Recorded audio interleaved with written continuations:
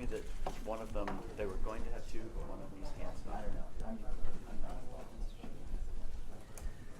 All right, well, I guess we can get started.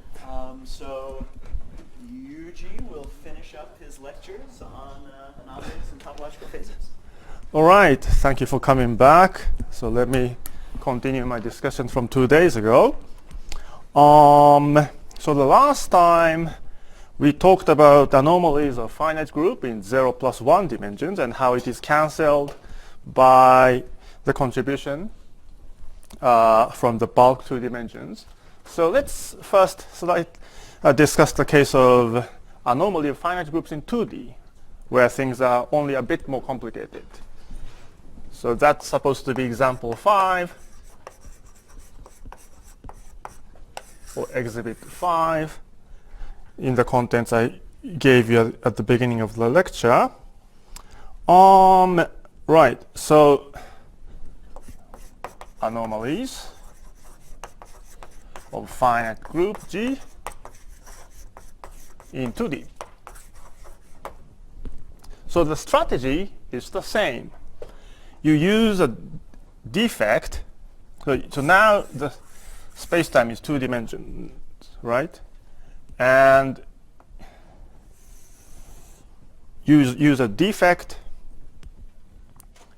such that if you cross it, you experience a group action by an element G in capital G. And these defects can merge, right? So the G wall and the H wall can merge to form the GH wall.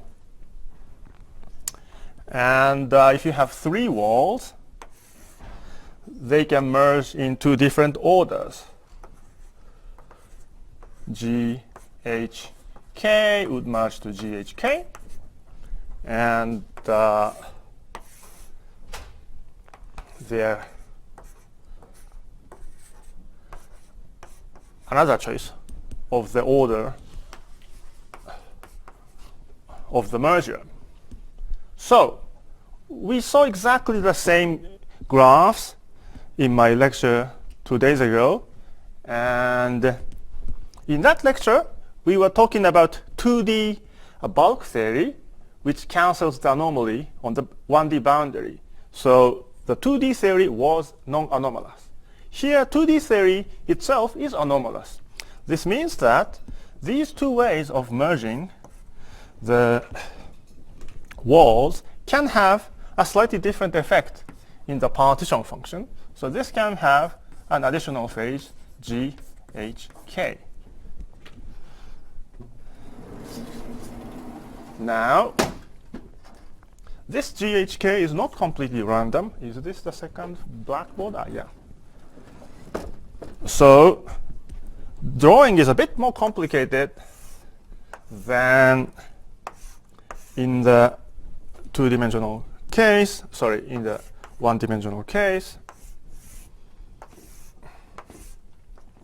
I think Max or Shein basically did the same analysis, but it's a nice exercise, so let me just repeat. Right. Yeah, I can easily confuse myself the way the orders are supposed to be changed. So let's say you have 4 walls labeled by GHKL merging into the single wall for the element GHKL, right? So suppose you want to compare this particular ordering and that particular ordering. So to get from here to there, you can choose 2 different ways of using these elementary steps, right? If you carefully follow exactly what you're doing here, you first apply this elementary step to this part. So this gives you GHKL. And then you are applying the operation to here. No, not there. It's very easy to yeah. You're applying the operation here. This gives you H alpha of G, H, and KL, right? Similarly, in this part, you're applying that elementary operation there. So this is the GHK.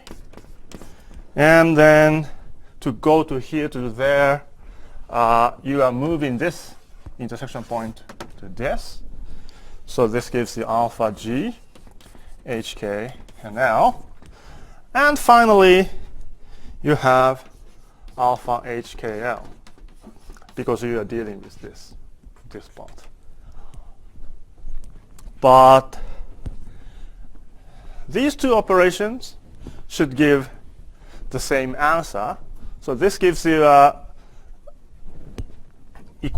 certain constraint on the possible choice of alpha, which is alpha GHKL, alpha G HKL, which should be equal to alpha GHK, alpha GHKL, and finally alpha HKL. So this is the equation. And people often say that this is the Pentagon equation. Another way to say it is that, as Max told you, you can define the cohomology, operation on the set of inhomogeneous cochains, and this condition just means that this delta alpha is trivial. So that's how the group cohomology is associated to the anomaly of this 2D finite group. And this analysis extends to arbitrary dimensions. The next thing we ask is how such an anomaly is accounted for by coupling this anomalous theory in 2 dimensions to a 3-dimensional bulk. So the figures are harder to draw.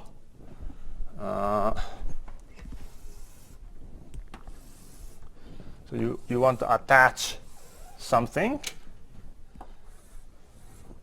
And if you have 2 walls, GH and K, on the boundary, this group operation needs to be represented by a domain wall inside the 3D bulk, which is very hard to draw. I'm a very bad at drawing things, so I'm not sure how much it helps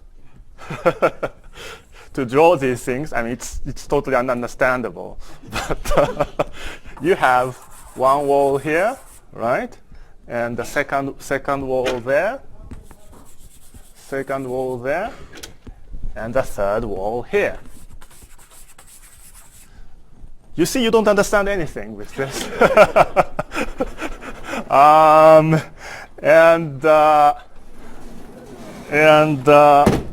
So again, the bulk theory is the ungauged Digraph-Witten theory, and that cancels this phase.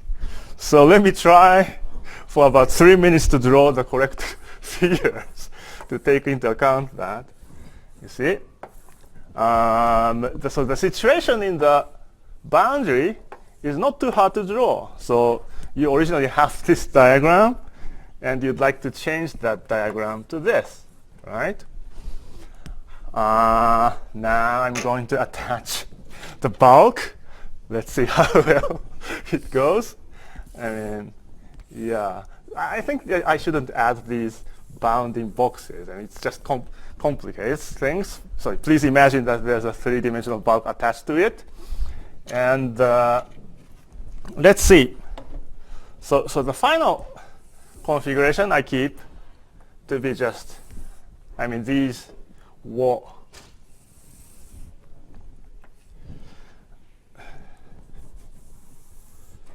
I mean, I have an artistic suggestion. yes.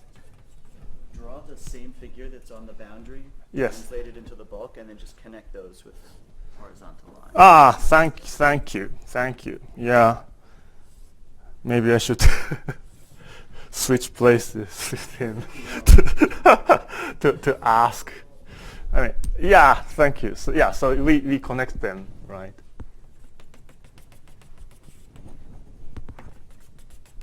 So this is the situation, right? So on this side, asymptotically, on the far right, well, nobody likes far right, but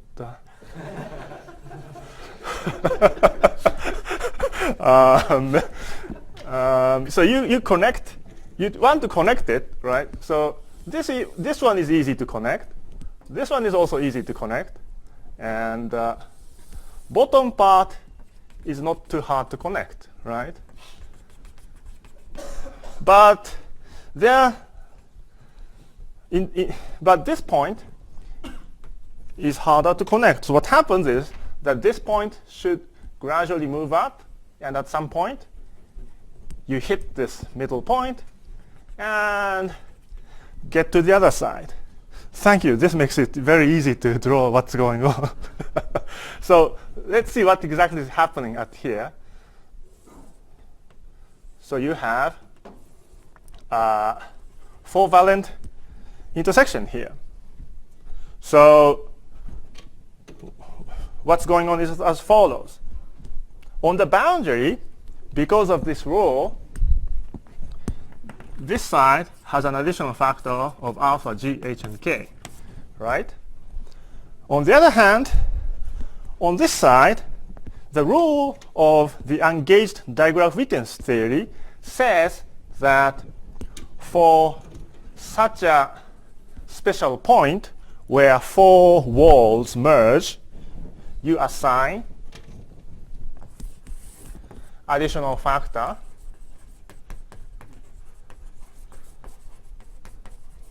alpha, g, h, k in the bulk.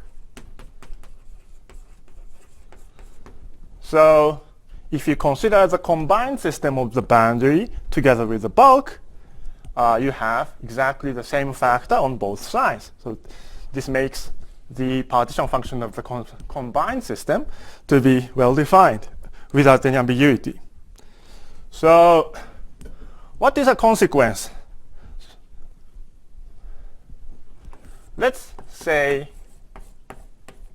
we consider the simplest case of G equals Z2, right? So in this case, there are not many types of walls. So let's say this is the non-trivial wall. This is the trivial wall. And the only type of non-trivial way of combining 3 walls is this. You start from 3 non-trivial walls and end up with 1 non-trivial wall. So these 2 are the examples of that change of the ordering of the merger. And you can work out what are the possible solutions to that Pentagon equation. And basically, the choices you have is either you don't change the phase or you change the phase. So that's the anomaly of Z2. So if you are happy with discussing just the domain walls, then that might satisfy you. But for a more traditional person like me, I would like to see some more concrete outcome from this fact. So let's say you have a 2-dimensional theory with Z2 symmetry, and you put it on a torus, right? And you want to include this non-trivial wall, going upward. I mean, I take the time direction to go up, and you have a wall. So this evaluates a trace in the twisted sector, right? Because you go around the spatial circle, you get this Z2 operation. And so let me just write here what I just said. So this is a twisted sector trace of exponential minus beta h.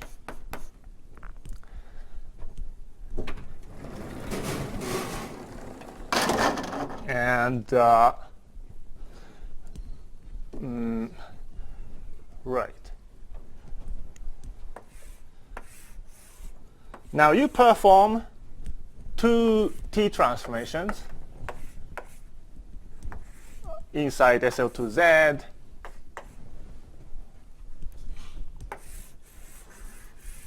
Right.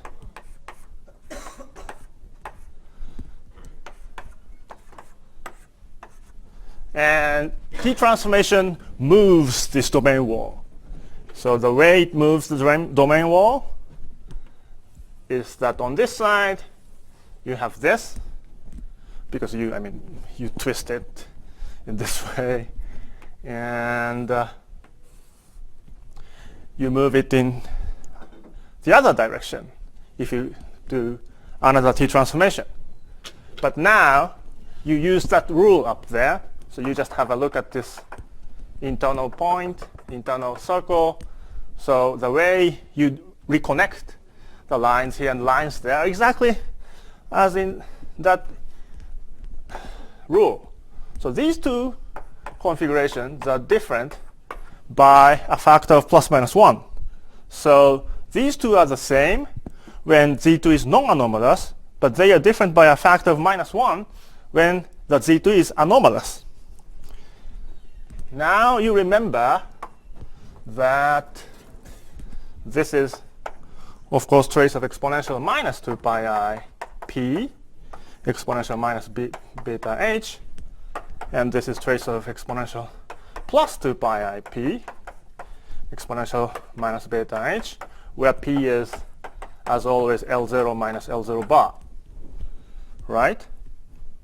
So this means that 4 pi I p exponentiated gives you plus minus 1.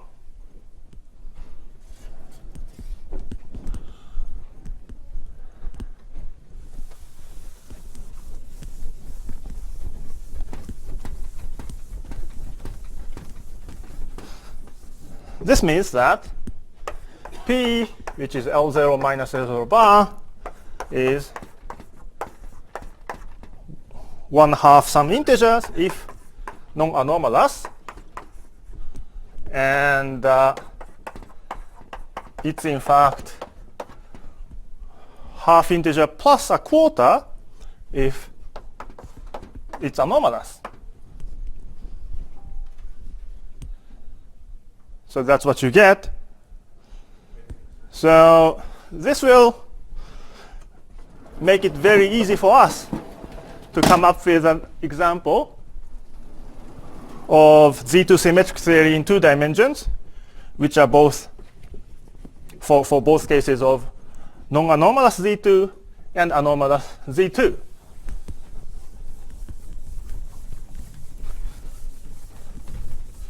So what are the examples?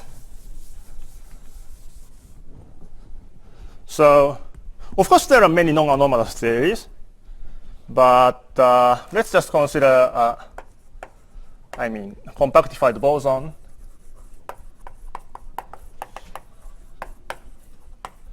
This is a favorite example for all of us. So we are considering 2D compactified bosons, and of course, so the parameter is theta, and there is a Z2 transformation which just flips the value theta, and this is a standard part of the course on basic string theory to analyze this Z2 orbifold, right?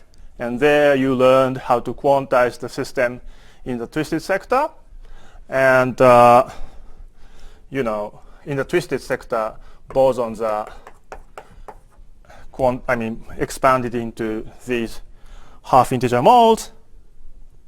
Therefore, by acting on the vacuum with these half-integer modes, you get L0 minus L0 bar, which is half integers. So that's exactly what you get. So this case is non-anomalous.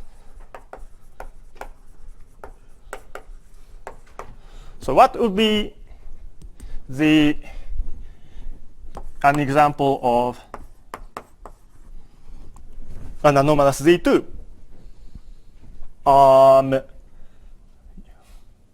We know that we can perform the T-duality on this compactified boson, right?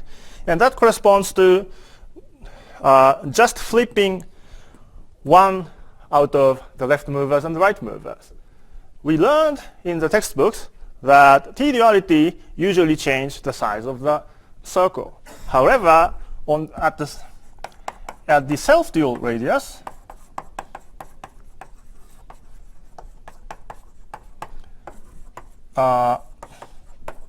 this operation of just flipping one out of the right movers and the left movers is a symmetry, because the T-duality keeps the radius, right? So this is T-duality. Is a symmetry. And there's a very nice paper recently, about a year ago, by Greg and Jeff Harvey, with a very nice title called Uplifting Discussion of T-Dualities. And there they noticed, or they re-emphasized the fact that T-duality is an order 4 operation. Another way to say that is that the T-duality, which is Z2, is an anomalous Z2. So there are exactly the two same way of referring to the same fact. So what is going on is the following. So you see in the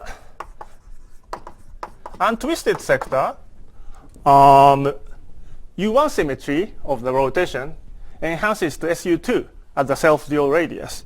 So the one example of untwisted sector field is something like exponential of I square root of 2 theta L Z in some normalization, which I don't specify.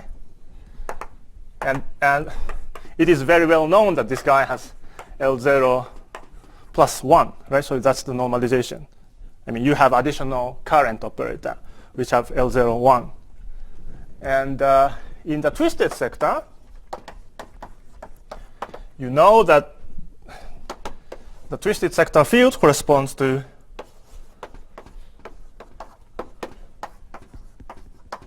this operator, because at the self-dual radius, flipping the theta is equal to the half shift. So the coefficient here is half. But this means that because the dimensions, scaling dimensions are proportional to the square of this momentum, this dimension is 1/4, right? So this means that if you consider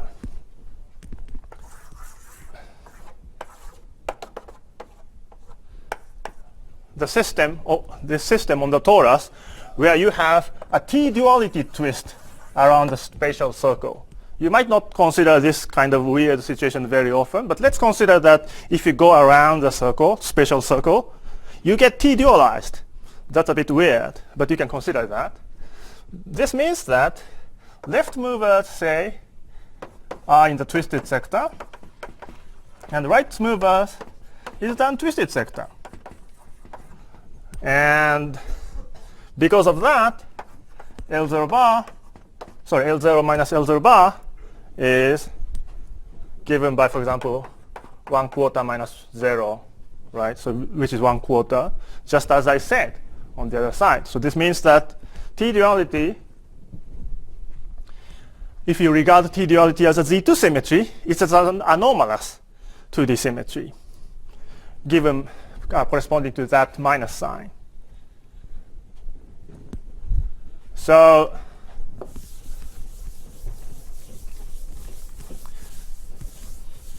let me just mention that there's also another way to conclude that this T-duality operation is anomalous Z2. So the way you do is to directly compute the phase appearing here. So it can be done by realizing these line operators in terms of something called fair-limited line operators, which is obtained by inserting these operators and moving it around.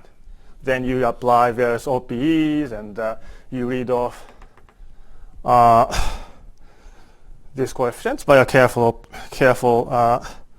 computation of the fusion. I'm not going to do that in front of you because it's far more complicated than this way of computation. But for more complicated symmetries, sometimes using this approach might be easier. So I just wanted to briefly mention that there are other ways to compute. So, so I just told you that Z2 symmetry in 2D system can have these two types of anomalies, non-anomalous or anomalous. Now, some of you might be thinking, what I just told you seems contradicting to what I told you in the first few lectures, right? I discussed the eta invariant for an extended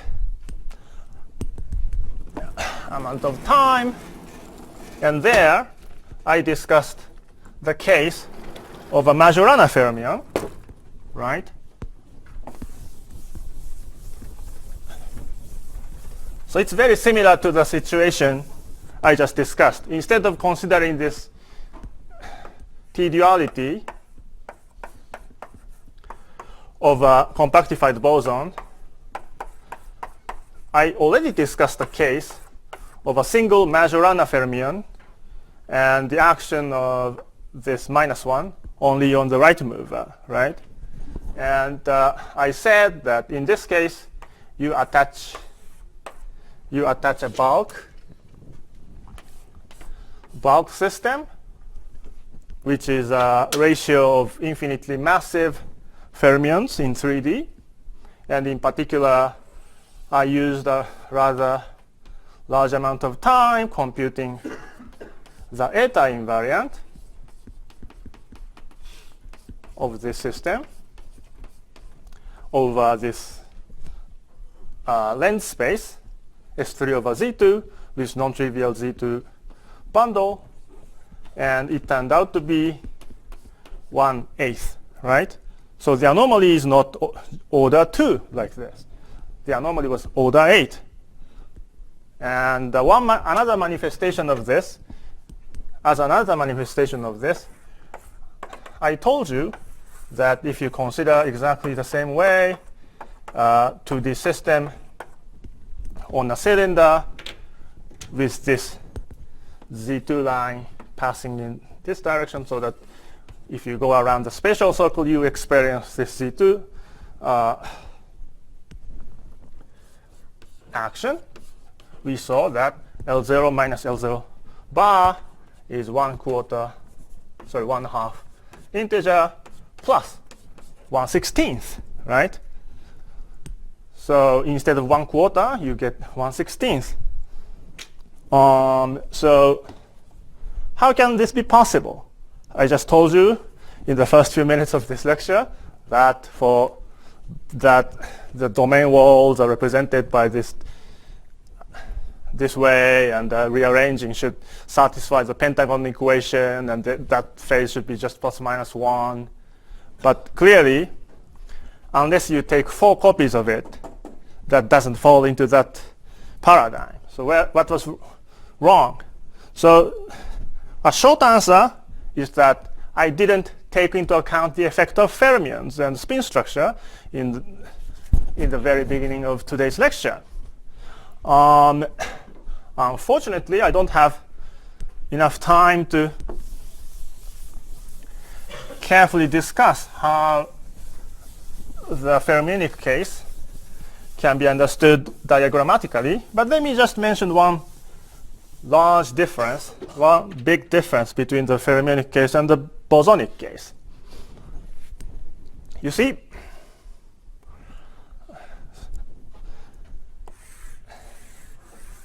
as always, we come back to the situation with a single Z2 line here, and you have fermions on this side and fermions on the other side. So this is 1D, sorry, 2D. And we would like to consider massless 2D Majorana fermion because you'd want to consider the Z2 operation. But for the moment, let's go back to the situation where we consider massive 2D fermions, right? So you say you have massive 2D fermion with M positive, but because we now add the mass term, non-zero mass term, this system is no longer Z2 symmetric, and therefore you have this negative mass on the other side, right? What did we learn in the previous lectures of mine and by Max and by Tom DeGrand? So if you have a fermion with mass in a space with position-dependent mass, such that the mass changes the sign, what happens is that you have a Majorana fermion zero mode, right? Majorana fermion zero mode. So it's kind of subtle, but even after taking this mass to be zero, to go back to this original situation of this Z2 line in the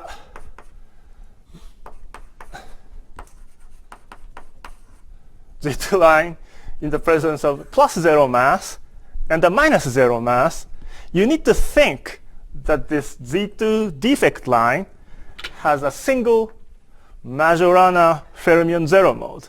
It's kind of a weird point, but this makes this domain wall kind of like the boundary of a Kitaev chain, right? So this is the fundamental difference between the domain wall in the bosonic Z2 symmetric theory and the domain wall, Z2 domain wall in the fermionic Z2 symmetry with this anomaly 1/16 or 1/8. So what happens is that you need to dress. So when you analyze the Pentagon equation, for example, and to see what happens when you change this to that, you need to take into account the presence of the Majorana fermion zero modes on these lines on this side and these lines on the other side. And you know, fermions behaves rather strangely under the rotation and the reconnection. You need to specify various additional data, and that allows you to put some more complicated phase there. So that's how these things arise. These things can arise, right? So that's how fermions affect the symmetry classification. Yeah. So that's so I explained a bit more about this in the lecture note I attached to the wiki of the TASI 2019. So if you want to know more, you can read it, and you can read references cited there. So, but it would take too much time if I do that right now. So I'd like to conclude these examples, and I'd like to move on to a slightly different discussion. So it's a good point if any of you have questions. Is it fine? Yes, please. How do I think of the zero mode from the sort of CFT operator viewpoint? The question was, how we should think about this additional fermion zero mode? That's a good question.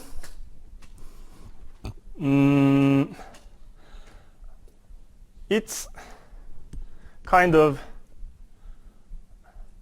I don't have a good answer. That's the very honest answer.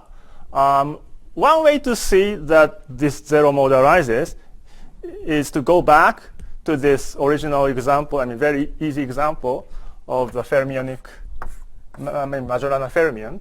So we are considering this Majorana fermion in a sector where psi L is periodic, but psi R is antiperiodic, right?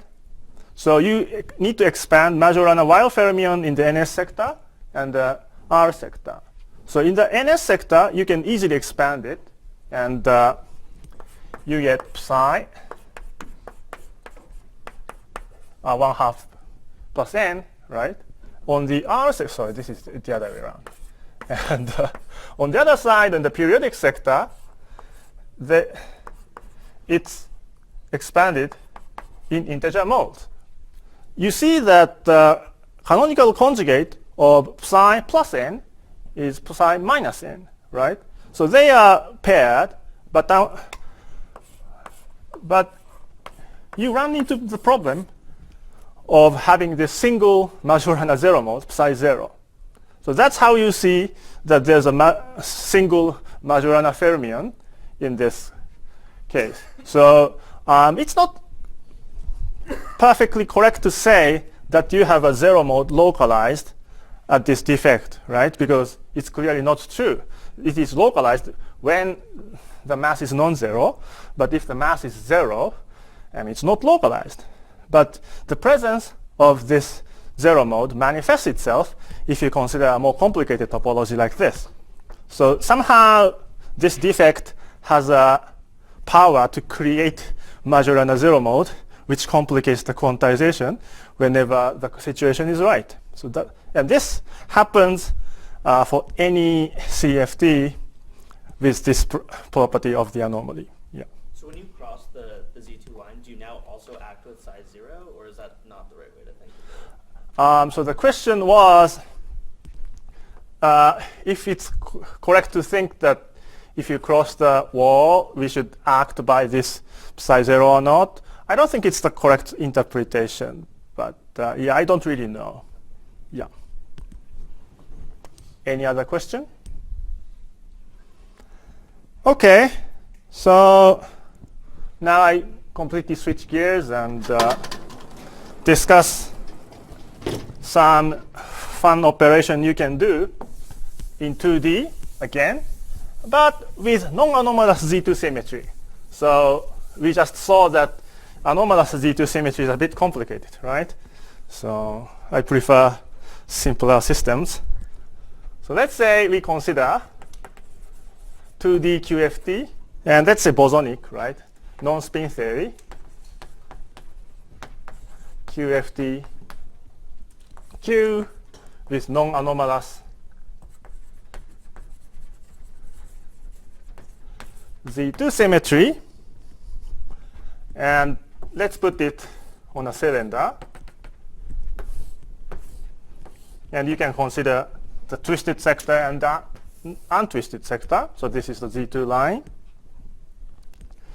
So we have the Hilbert space of this theory Q in the untwisted sector, and also the twisted sector. And because we have this Z2 symmetry, you can split this Hilbert space into the Z2 even sector and the Z2 odd sector, and that can be done in both the untwisted sector and the twisted sector, right?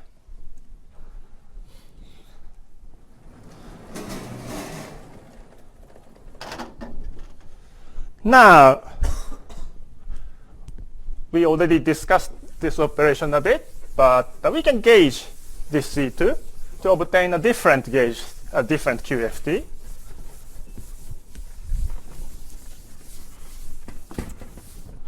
So we consider the gauged theory or orbifold theory. So let's call this orbifold theory Q prime. And the Hilbert space of this theory Q prime is obtained by keeping the Z2 even sector, right, of both untwisted and twisted sector of the original theory.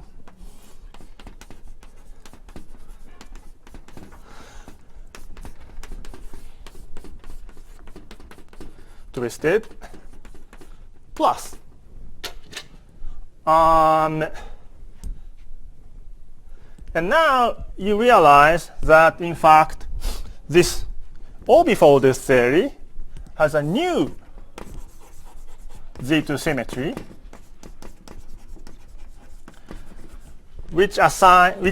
under which this part is even and this part is odd. This Z2 symmetry is in fact a symmetry of this orbifold because in this original orbifolded setting, the number of twists are conserved modulo 2, because if you take the OPE of two twisted sectors, of course you get untwisted sector, so it's exactly how Z2 is conserved. But this means that you can consider twisted sector in this orbifold theory by this new Z2 symmetry. So you say that this is untwisted sector. And I guess I should come back to using white chalk. So twisted sector of this gauged theory or orbifolded theory is that you just take odd sector from the original Q twisted minus, right? So again, this comment that this is even applies to both up and down, and they are odd for both these cases.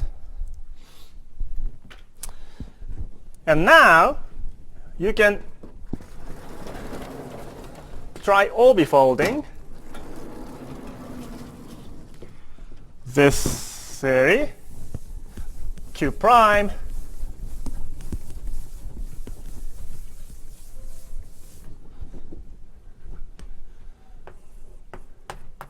by the new Z2 symmetry, right?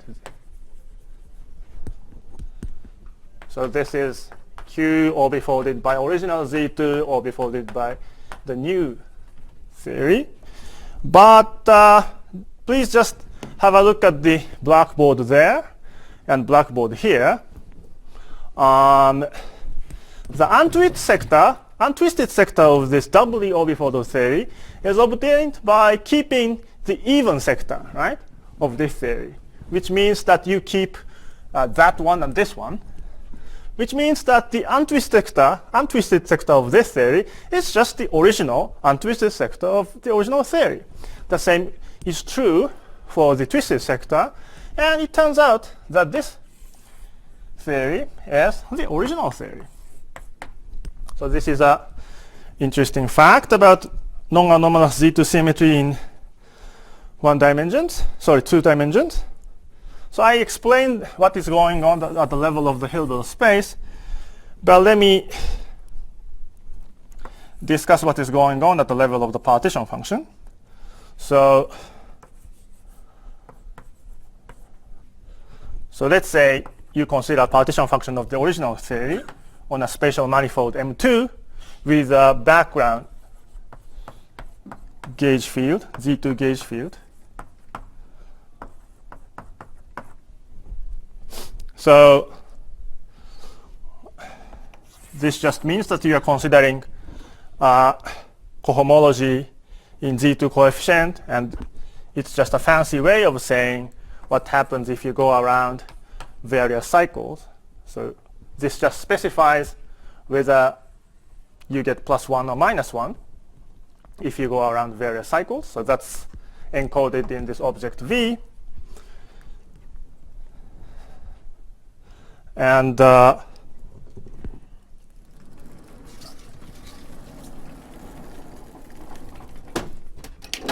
Oops.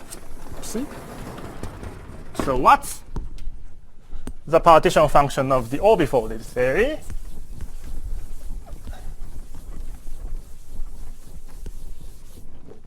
What's the partition function of the orbifolded theory?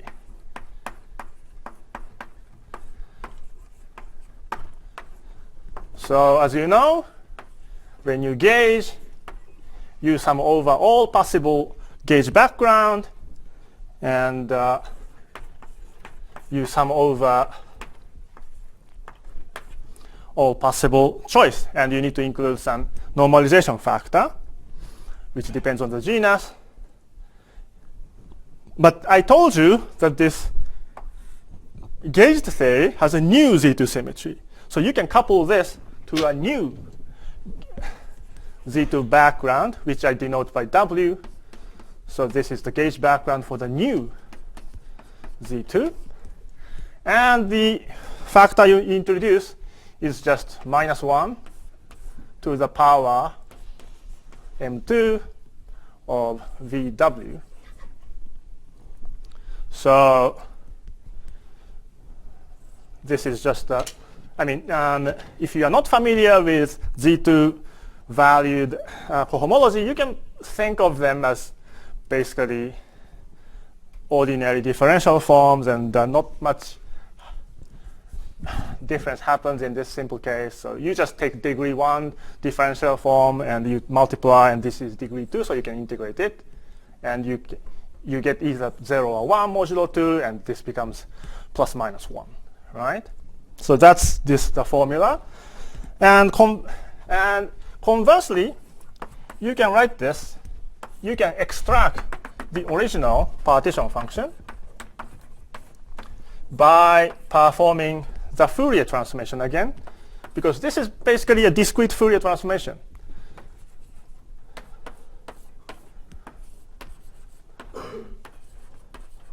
And when you first learned Fourier transformation formula in your undergraduate class, you get very confused by the relative plus minus sign, but because this is -1, you don't have to care about it, so which is a nice feature here. So this is Q over Z2, M2 and W, right? And you see that the equation is perfectly symmetric between the two operations. So this tells you in yet another way that if you get Q over Z2 from Q, then you can perform another Z2 quotient or orbifolding to get back the original theory. So this appeared in HepTH, originally in a paper by Varfa in 1989, and things were not called HepTH back then. But in fact, this phenomenon goes all the way back to Kramers and Varnier in 1941.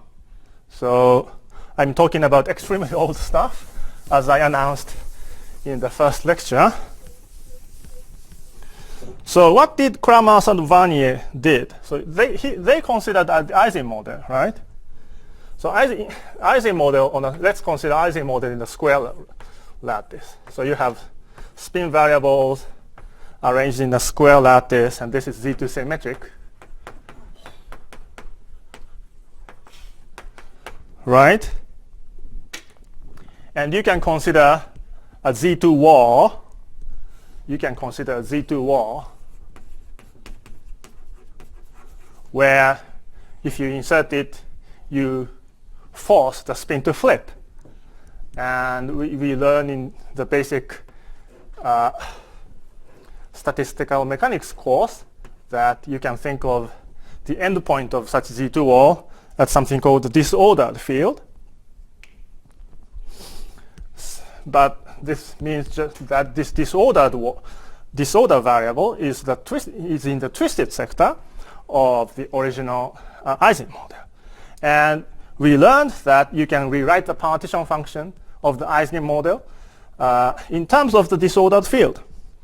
And so a modern way to refer to this is that you start from the Ising model at parameter beta, and you take the Z2 quotient, and it becomes the Ising model with the dual temperature, right? So that's the way you say. And you know that this operation is a duality operation, so that you can perform the same operation on this side, and you get back to the original point. So in particular, when beta equals beta prime, beta twiddle, this becomes a self-duality. I should emphasize that this is a rather special property of the Ising model, right? In general, if you perform the orbifolding or the gauging of Z2, you get from one theory a different theory. But in some cases, you get back the original theory, sometimes a completely the same theory, and sometimes a theory which is continuously connected to the original one by varying the parameters. So there's something special about this Ising model, and what is that particular special property. So I'd like to say a few words about it if I have time. But I'm afraid I don't really have that.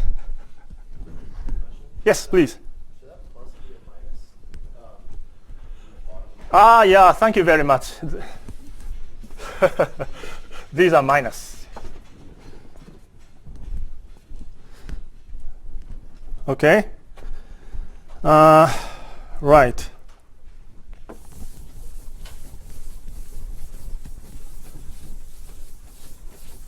So let me give it a 3D interpretation.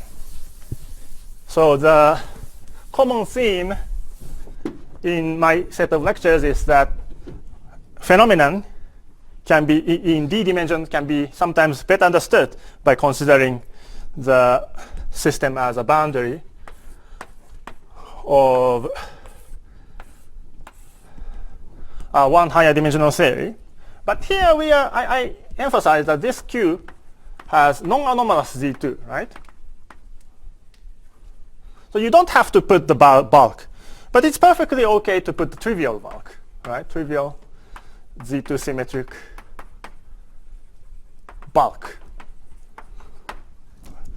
which is kind of a stupid operation, but you can consider gauge only the bulk. So you don't gauge, so I discussed gauging the boundary, but here I'm talking about coupling to the trivial bulk and gauging just the bulk. So this gives you the original theory Q coupled to pure Z2 gauge theory here. So what's the property of this Z2 gauge theory? It has a Wilson line in this Z2, non-trivial representation of Z2. This is usually called line M, E, and also you have a 't Hooft line, which you call M, such that if you go around this 't Hooft line, you get this Z2 operation. So these are the basic two line operators. And so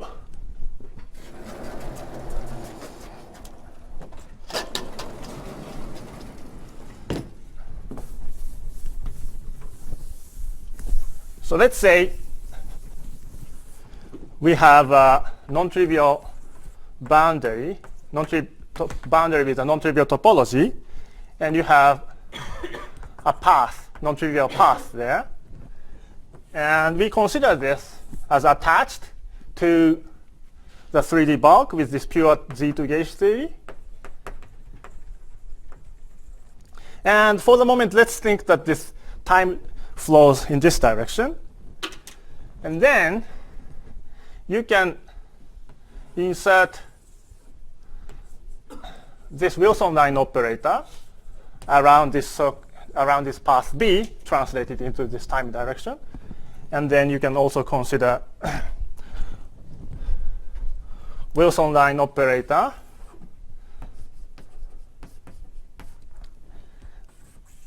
around a different cycle, right?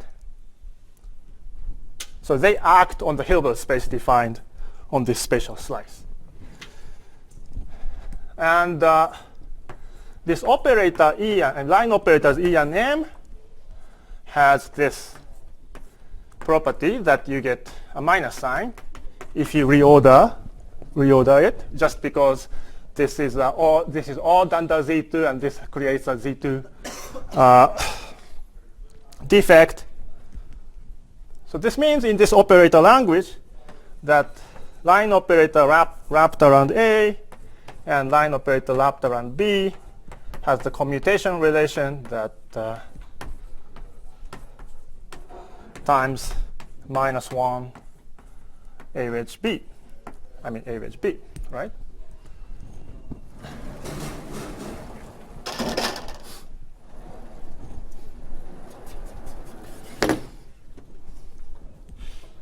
So what you do is the following.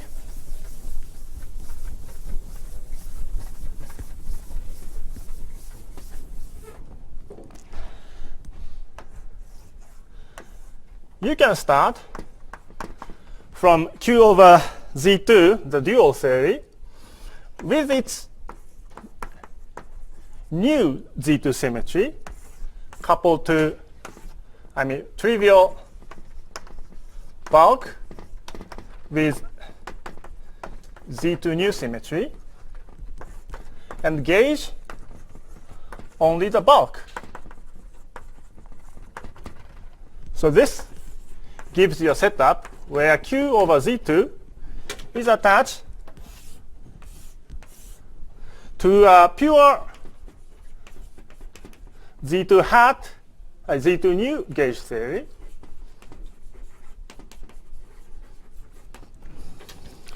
But if you carefully think about it, this Z2 new gauge theory also have line operator E nu and M nu.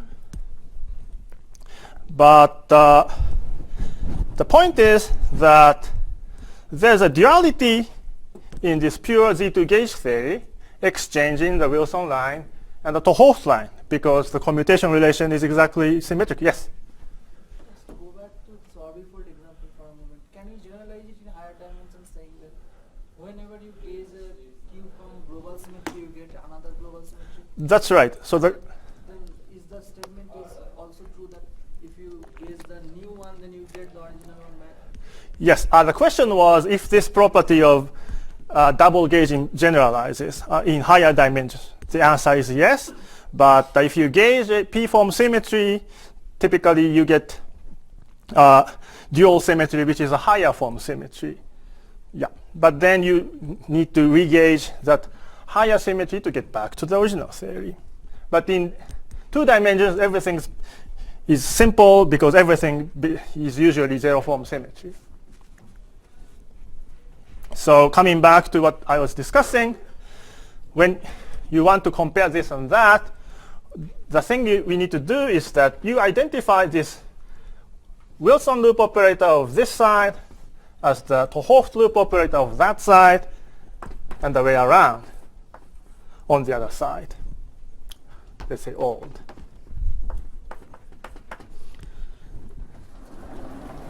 So what this boundary does, how do we understand this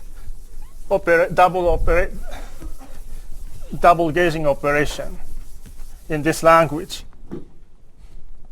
So we come back to this commutation relation.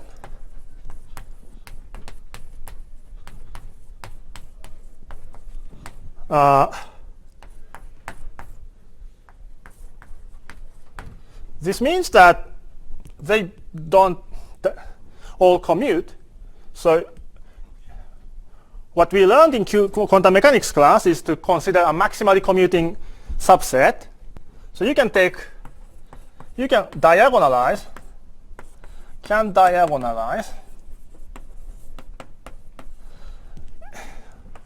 all the Wilson loop operators or A and B, right?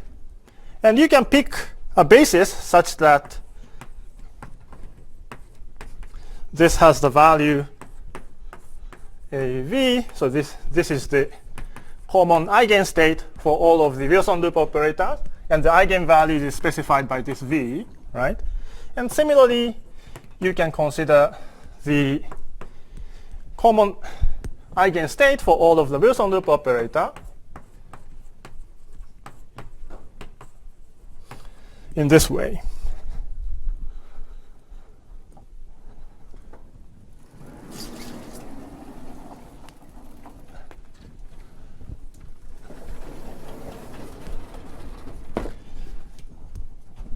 So you can work out what is going on.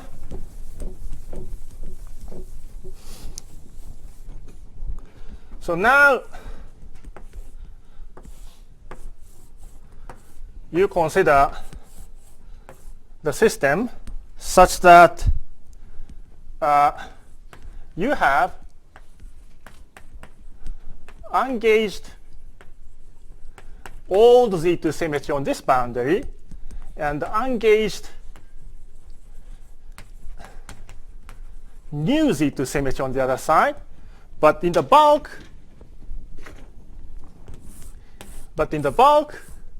you have pure Z2 gauge theory for old thing, which is equal to pure Z2 new gauge theory, right? So you can consider such a system, and that we are not summing over Z2 means that we are diagonalizing this Wilson line operators. So the state here is labeled basically by EV, and the state here, situation here, is specified by MW. And you can work out the inner product by comparing two sets of eigenstates, and this gives you just the pairing between the two labels, specifying the boundary condition. So this gives you a new interpretation of the way to obtain. I somehow kept this very important equation right on the blackboard, where I'm going to draw a new equation. You see, you start from this original theory Q, right? This is Z2 symmetric. And now you attach to this slab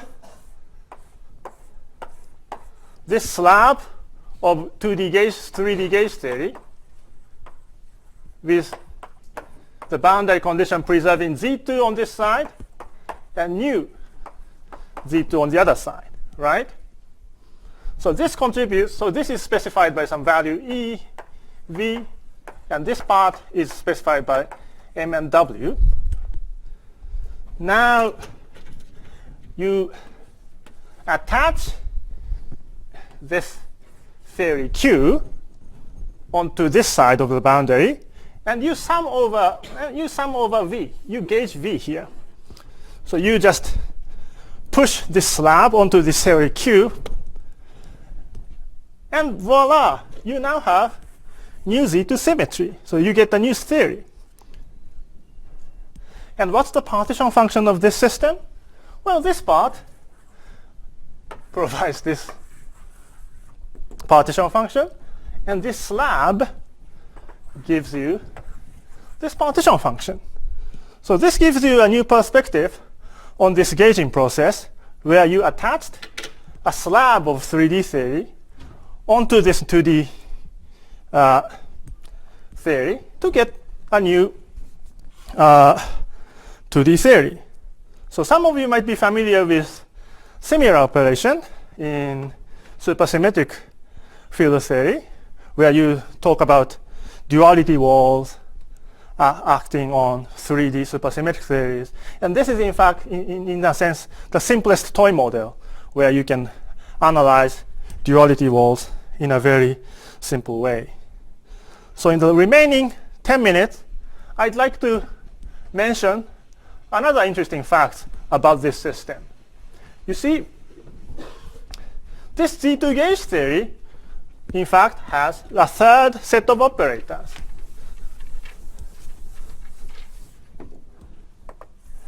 E itself is a Z2 line. So if you have two E's, you get trivial line. The same is true for M. But you can consider E and M running parallel, right? And this line is usually called F. Why is it the case? Well, let's try twisting this thing 360 degrees. And again, I'm very bad at drawing things. But let me try. So you get something like this.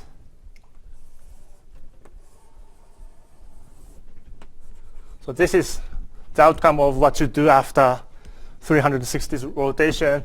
But now there are two junction points. And you use that rule to straighten them out at the cost of multiplying it by -1. This means that this combined operator F is in fact a fermion, right?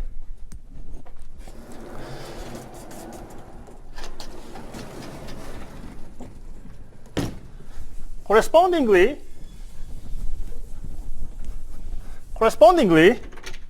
there is an operator we can call LF of A, which is LF of A is just as a definition, which is LE of A and LM of A.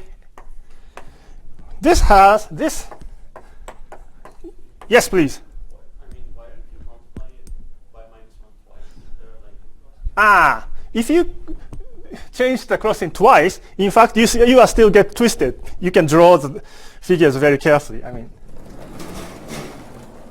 so the question was why I get just one sign, right? So let me just do this over the blackboard. You just change the ordering once, right?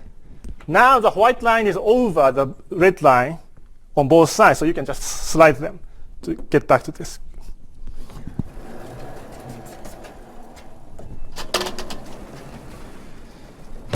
So this fermion line satisfies a rather strange commutation relations, right? So it has this weird commutation rules that it behaves at the same time as both electric and magnetic, right? So you wouldn't usually think that you can simultaneously diagonalize them because they don't commute. But in fact, you can diagonalize it in some sense.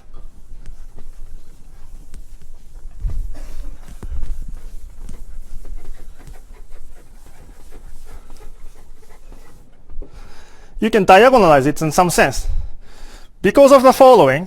So let me just give you the answer first. So suppose you have a 2D surface with spin structure sigma, right? Then you can say that LF of A, F sigma, is diagonalized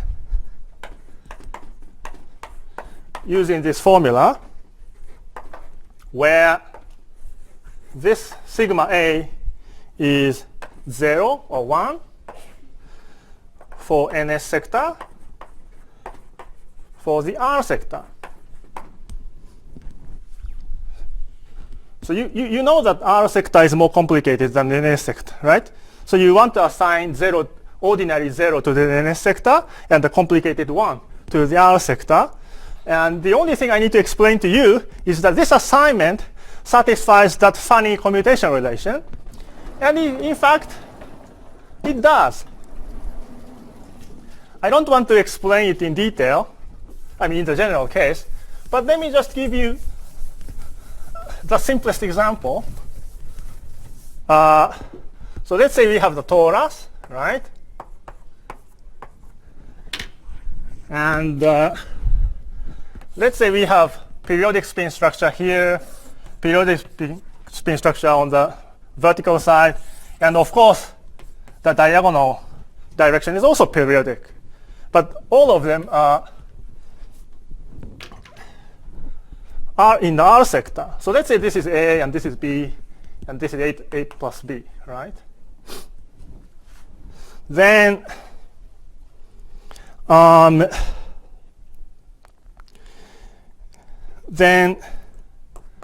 you see, I think I'm saying something wrong, but you see the point is that the value you want to assign, sorry, I realized that what I wrote here is wrong. I mean, if you compute this, I don't think you get, yeah. What you get is this. Sorry, LFA plus B is this. I'm very sorry about that. So what happens is that all of LFA plus B, LFA F minus B are minus 1, right? And so in order to get this value, you want to multiply this and that, but multiplying two minuses gives you plus. So you need the correction factor, and it's taken into account by the intersection number of this direction and the other direction. Yeah. So this is how spin structure provides a simultaneous diagonalization of this set of variables. And what this tells you is the following.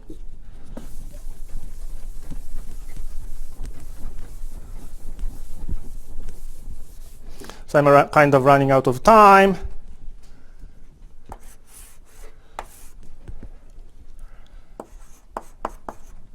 So originally, we started by talking about Z2 theory on the boundary, coupled to trivial Z2, a bulk,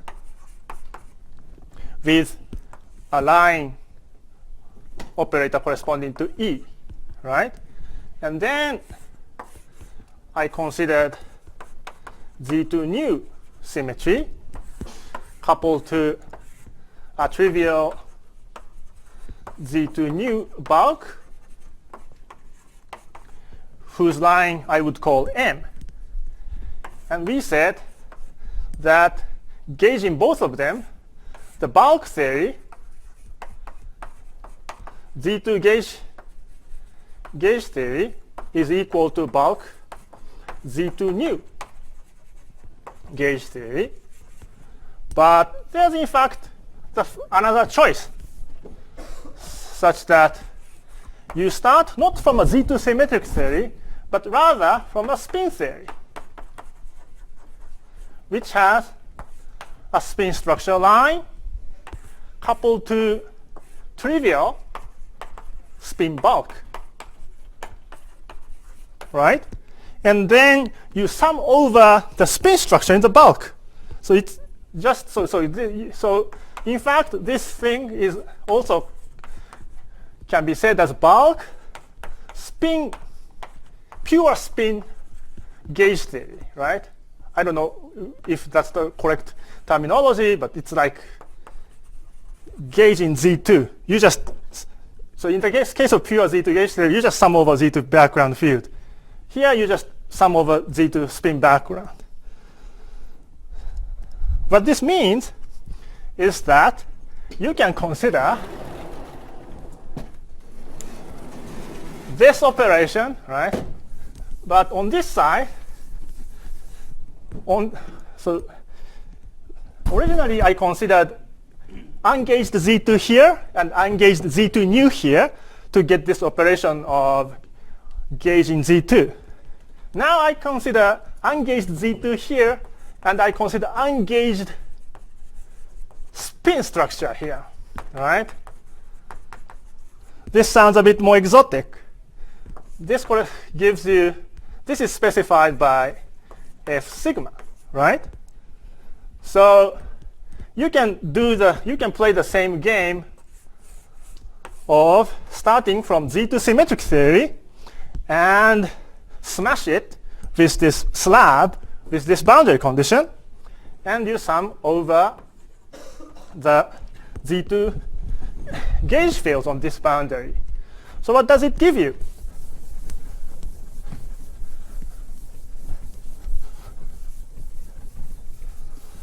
The end result is a theory which depends on the spin structure. So let's call this theory ZQ twiddle. Now this depends on the spin structure sigma, and you can read its partition function as follows. So you have original theory which responds to V, and I forgot to tell you that this inner product gives you -1 to sigma V. I mean, this is the only sensible pairing you can consider. So this is it. And of course, you can do the other operation. You can take a spin theory and attach that to get the Z2 theory. And in fact, this operation can be inverted, which is a spin version of the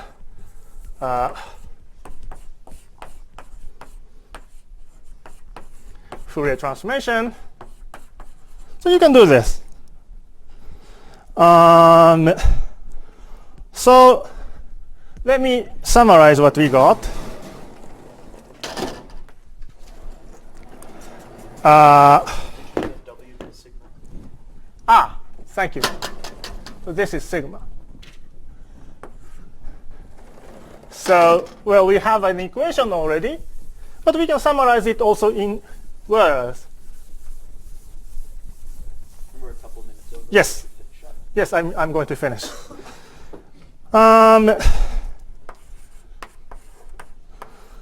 So this theory is a spin theory, and this theory was a Z2 symmetric theory, right? So to get the Z2 symmetric theory from the original theory, you sum over spin structure, right? And this is basically the GSO construct projection. So it's a sum over the spin. And there's an inverse construction which creates for you a spin theory from a Z2 symmetric theory. This is, in fact, a generalization of Jordan-Wigner transformation. So if this is the Ising model, which is Z2 symmetric, you know and you have learned in your class that you can rewrite it as Majorana fermions, and that's what you have on this side. But what this extremely general analysis tells you is that this conversion between Ising model to Majorana fermion is not just specific to this case. In fact, it's a very general operation which you can do to any spin theory or to any Z2 symmetric theory, such that sum over the spin structure can be reversed by summing over the Z2 gauge field. So you now learned that GSO projection and the Jordan-Wigner transformations are the inverse operations to each other. And let me just make another remark. So what was so special about the fact that this, in the case of Ising model, you get the Majorana fermion on this side, right? But in this case, Ising model was self-dual under the duality operation, right?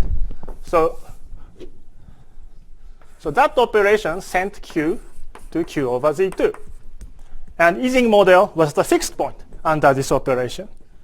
So what happened, what corresponds on this side is that Majorana fermion had a Z2 symmetry under which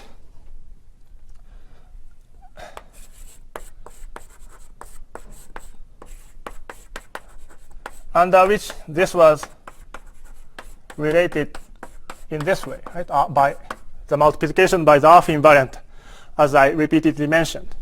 So And I told you that this is a manifestation of this 1/8 anomaly of this Z2. So there are too many Z2s appearing here, but I just wanted to say that this operation of gauging this Z2, if you map under this Jordan-Wigner and GSO projection, becomes this Z2 operation of multiplying by the Earth invariant. And the fact that Ising model was self-dual on this side corresponds to the fact that the Majorana fermion had an anomalous Z2, such that if you apply the Z2 transformation, you get multiplied by the Earth invariant. If you want to know the details, it's written in my lecture notes, and there was in fact a recent paper by David Thorne, not from this week, but from a few months ago, where this procedure is detailed. So thank you very much.